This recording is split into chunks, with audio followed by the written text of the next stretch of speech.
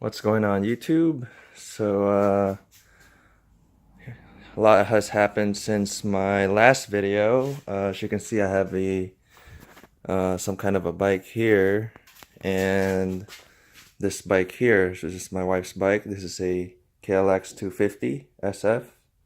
It's the bike I was talking about that we were gonna get, and we managed to get it. I'm not really a fan of all the stickers, but the bike is a really solid bike, condition wise, and the way the previous owner maintained it. This has the 300cc kit. Not really a kit, it comes from a 300cc KLX. They just put the head on the 250 bottom end, so that's a 300cc.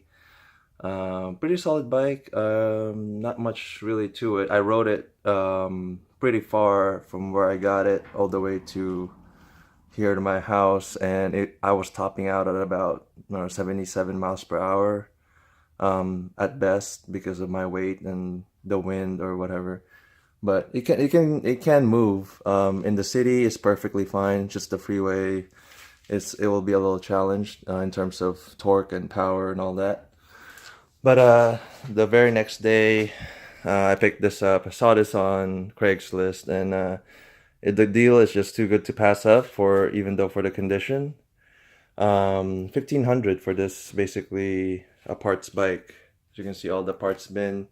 Not everything will be useful on here because I plan to build it up kind of how I want it, instead of just restoring it to OEM specs. So it might take a while because I've never done this ever on a bike, and I've been wanting to actually. And I've always wanted a DRZ, so I guess in a way my wish has been fulfilled, and I'll deal with it in this manner. So instead of a running bike, but I mean, it's a good project. I mean, I have a good running GS, so it's not like I'm hurting on not being able to ride. So that's my plan on this bike, is just to tinker around with it, but not too long. I don't want to drag this bike too long. I already have sourced out a brand new engine, not new, but close to new. The problem with this bike was the previous owner didn't really stayed on top of the maintenance and it suffered from low oil, and it blew basically the top end.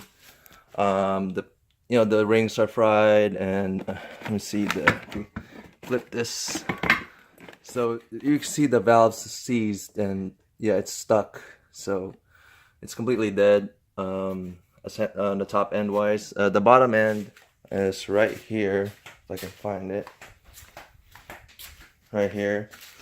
It's questionable. It might be salvageable, I don't know the condition, but suffering from low oil, the damage might be all the way inside here too. So that's why I'm sourcing out a brand new engine, like a complete one. I don't want to have to mess with this. Maybe I'll take some covers out, whatever's missing on the other engine, but I don't think so, because I'm getting a 2016 engine assembly. This is a 2013 bike, and for the time that it's been running, it's had a very rough time, so it's very unfortunate. I plan to also change the handlebars, maybe something a little wider.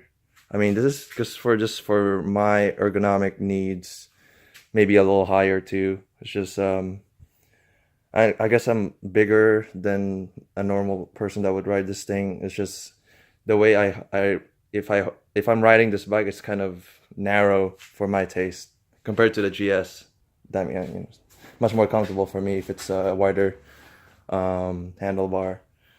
And the headlight, I don't know what my plans are with that. I'm pretty much going to change everything. I'm planning to strip this bike down, take everything off to bare parts, and clean it.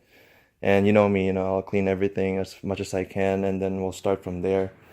So I'll start with the bare frame. I bought a lot of miscellaneous parts already that I'm waiting on. A complete wiring harness from a newer bike, the engine, other miscellaneous bits and pieces here and there. I think I'm gonna get another new carburetor as well. I'm not sure about the condition of this one. It looks rough right now, but once I clean it, maybe it'll be better. better looking. I'm getting a new airbox. This has the 3x3 mod that all the DRZ people are doing. Um, I should just leave it, so I'm just thinking about, I don't know what I'm doing with this, but I want to get a whole new airbox just because I got it for cheap. It's part of the parts bin that I bought, so I might as well pick that up. And general condition, it's fair, you know, just some corrosion and dirt all around. It's just I need to clean. Once I clean it all up, we'll see how bright it could shine still. Because I ran my, you know, my nail on some of the rust spots, and they do come off, and they're just surface rust. They're not even embedded into the paint or anything like that. They're just in the surface. It's just dirty. And yeah, no leaks on the forks, which is good. But if you can see, the calipers are somewhat corroded. I think I can just kind of, I think they're just surface. Like I said, they're just all in the surface. I think if I get like a Scotch Brite or something like that and just rub it in here, it'll be nice again. So yeah, so I think that's part of that. That's what I'm gonna do. It's a really simple bike because there's not much electronics going on with this bike. It's just the wiring. I have to learn how to route it again and all that, but it's all part of the project. It's all part of the process. Not much to say about the KLX. It's a running bike, so she's not really happy with the handlebar setup here. It is kind of short, and the levers, the way they're mounted, makes it tilts the lever. If you can see that, it tilts the lever a little bit like this when you reach into it. So we might get another somehow of a longer bar if we could, or I can just kind of see if I can find a way to make some room. And because you see how the bend is right here, so the whole cylinder is kind of tilted and mounted in a way where it's tilted like this, so the whole assembly is angled a little bit, so it bothers us. Nothing too bad though. Tires still good. Yeah, tires on this is still good too.